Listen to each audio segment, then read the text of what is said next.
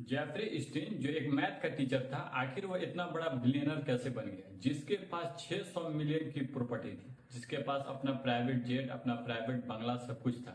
1998 में वो अमेरिका के पास एक आइलैंड पे एक बंगला लेता है। वहां बहुत ही अच्छे बीच, यहाँ तक कि स्विमिंग पूल और पूरे आइलैंड के बीचों बीच बना एक बंगला था। उस बंगले में हेलीपैड की भी सुविधा थी।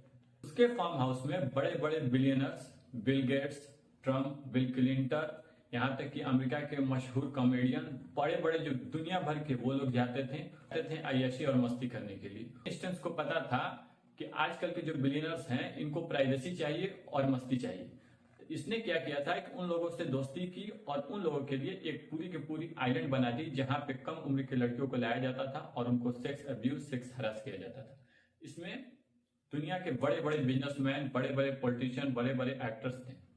आखिर 2005 में एक छोटी सी केस के चलते एक इतना बड़ा राज खुलने वाला था जो किसी को नहीं पता था। 2005 में एक फ्लोरिडा हाई स्कूल की एक बच्ची अपने माता पिता के साथ जाके फ्लोरिडा के पुलिस थाने में वो कंप्लेन दर्ज कराती है। कंप्लेन कुछ आता था कि उसकी एक सहेली जो उसको कहती है कि उसको मसाज देना है, उसको बदले में $200 से $300 मिलेंगे। लेकिन वहां जब ये लड़की पहली बार जाती है तो सब ठीक था, लेकिन जब दूसरी बार जाती है तो उसको सेक्स अब्यूज किया जाता है और उस लड़की के माता पिता फ्लोरिडा के थाने में जाके कंप्लेन दर्ज कराते हैं।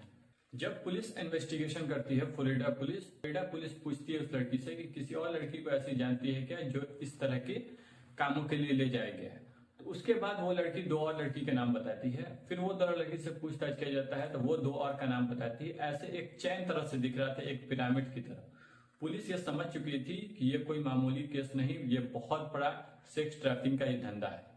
और धीरे धीरे जैसे इन्वेस्टिगेशन आगे बढ़ा, 36 नाबालिग लड़कियों का बयान सामने आया जिसकी एज 12 से 17 साल थी। आखिर में पुलिस इसका इन्वेस्टिगेशन करती है, FBI इसका इन्वेस्टिगेशन करती है और वो सिर्फ 18 महीने की उसको सजा मिलती है, जबकि उसको उम्र कैद इतनी सजा मिलनी चाहिए। क्योंकि 36 से 40 बच्चियों का विटनेस गवाह था, उसके बाद भी इसको इतनी कम सजा मिलती है।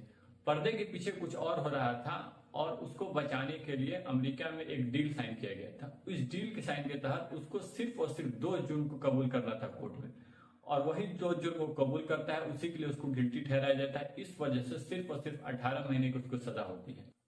सजा होने के बाद हफ्ते में 6 दिन 12 घंटे के लिए अपने लग्जरी ऑफिस में जा सकता था। 15 महीने के बाद वो जेल से छूट जाता है। लेकिन छूटने के बाद एक जर्नलिस्ट थी जो इस केस को बहुत गौर से देख रही थी और उस बात से वो नाखुश थी कि एक इतना बड़ा अपराधी इतने बड़े केस में फंसा हुआ है, कैसे इतनी जल्दी छूट जाता है।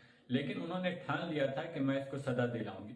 जूडी क्नाइफ ब्राउन, वो एक एक्टिविस्ट और क्राइम जर्नलिस्ट हैं और उन्होंने अपने 9 साल तक उस पूरे केस को इकट्ठा किया, पूरे केस को पढ़ा, समझा और उसके बाद से 9 साल तक उस पर अपना इन्वेस्टिगेशन करती रही। और फाइनली 2009 में जो एप्स्टीन छूटा था, 2018 में इन्होंने कई 100 पेजेस में इसका रिपोर्ट के पब्लिक के सामने पेश कर देती हैं। और जैसे ही पूरे अमेरिका में ये केस सबके सामने आता है, एक ब्लास्ट की तरह सारे अमेरिकी गुस्से हो जाते हैं। और उसमें उन्होंने ये भी बताया था कि किस तरह से पूरा एक सिस्टम इनको बचाया और इतने बड़े अपराधी को छुड़ा दिया। और फिर दोबारा अमेरिका की जो अदालत है वो प्रेशर में आती है और 2019 में इसकी जांच शुरू करती है। और 2019 में जांच शुरू होने के बाद 80 से ज्यादा लोगों का विटनेस, गवाह सामने आते हैं और उसमें वो कम से कम 45 साल तक वो जेल में रहने वाला था। लेकिन 10 अगस्त 2019 को वो खबर आती है कि उसने अपने हाथ में हत्या कर ली। उस दिन उसके सेल में ना ही कोई गया, ना ही CCTV कैमरा चालू था।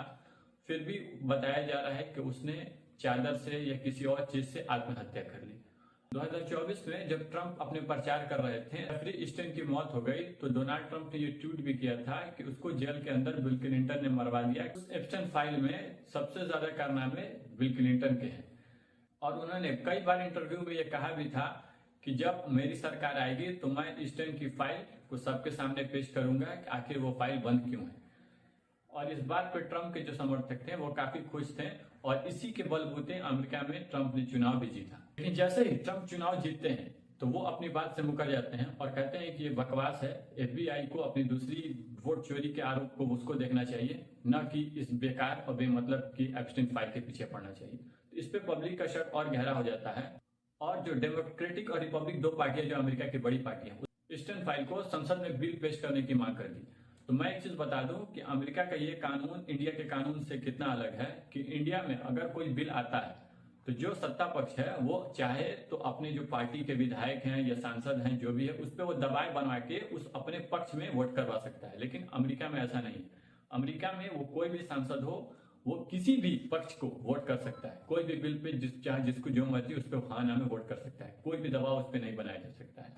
और इसी वजह से जब अमेरिकी कांग्रेस में यानी जब अमेरिकी संसद में जब ये बिल पारित हो रहा था तो यहाँ तक कि ट्रंप के जो पार्टी के सांसद थे उन्होंने भी उस बिल के पक्ष में वोट किया कि इसको रिलीज होना चाहिए। और इसी वजह से मजबूरी में ट्रंप को आके साइन करना पड़ा और वो बिल पब्लिश हुआ। और जब बिल पब्लिश हुआ तो सभी के होश उड़ गए। यहाँ तक के जो ट्रंप के समर्थक थे वो भी दंग रह गए, क्योंकि सबसे ज्यादा जो ट्रंप जिस बात का हल्ला कर रहे थे कि इसमें सबसे ज्यादा नाम बिल क्लिंटन का है, लेकिन वहां तो सबसे ज्यादा साथ देखे गए थे ट्रंप। ईस्टर्न के साथ डोनाल्ड ट्रंप 8 से 9 बार उसके फ्लाइट में सफर कर चुके थे और उन्होंने इस बात से इनकार किया था कि मैं कभी उसके फ्लाइट में नहीं गया। फाइल पब्लिश हुआ तो 30 लाख से ज्यादा डॉक्यूमेंट को पब्लिश किया गया। कई लाखों फोटो थे, कई वीडियो थे जिसमें देखा जा रहा था कि 12 से 17 साल की लड़कियों को कैसे आइलैंड पे लाया जाता था, उनको हरास किया जाता था, उनके साथ रेप किया जाता था। बड़ी से बड़ी घटना होती थी और इसमें दुनिया के जो बड़े बड़े बिलियनर्स हैं वो भी इसमें शामिल होते थे। और जब ये सब जब वीडियो सामने आया तो दुनिया के होश उड़ गए। दुनिया के बड़े बड़े बिलियनर्स, बड़े बड़े पार्टी के पॉलिटिशियन, दुनिया में जब कुछ गलत होता है सीरिया में, लेबनान में, इधर उधर, तो ये लोग आवाज उठाते हैं। ये लोग खुद सेक्स ट्रैफिकिंग को ऑर्गेनाइज किए हैं और ये लोग खुद इस दलदल में फंसे हुए हैं। आजकल भारत में सबसे ज्यादा चर्चा है कि इप्स्टेन फाइल में प्रधानमंत्री मोदी का भी नाम है। तो मैं आपको बता दूं कि 2017 में पहली बार भारत का कोई प्रधानमंत्री इजराइल को गया था और वहां पे प्रधानमंत्री मोदी पर यह आरोप लग रहा है कि उन्होंने इप्सन ने मोदी जी को यह सलाह दी थी कि अगर आप ट्रंप को खुश करना चाहते हैं, अपने लिए सपोर्ट कराना चाहते हैं, तो आप ट्रंप के सामने डांस कर दीजिए। और मोदी जी ने डांस किया था। मोदी जी का इप्सन फाइल में नाम आने की सच्चाई। वीडियो आपको कैसा लगा कमेंट करके जरूर बताइएगा। वीडियो पसंद आई है तो प्लीज लाइक कर दीजिएगा। चैनल पर नए हैं तो सब्सक्राइब एंड फॉलो जरूर करिए।